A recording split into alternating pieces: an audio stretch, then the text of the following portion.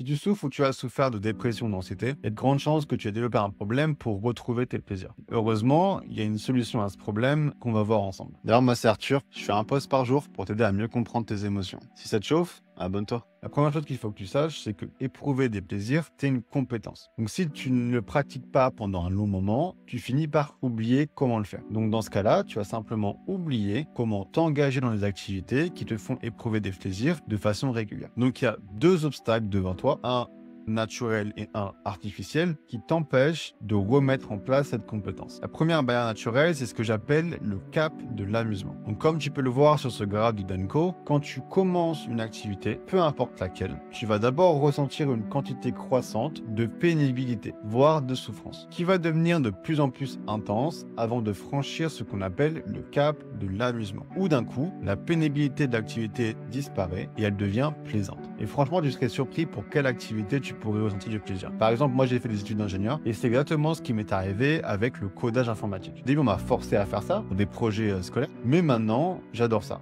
Je kiffe coder. Donc ce que je veux te dire, c'est qu'il ne faut pas que tu t'arrêtes en route parce que la quantité de pénibilité devient importante. Choisis une activité que tu kifferais faire, mais il faut que tu persistes jusqu'à atteindre ce fameux cap de l'amusement.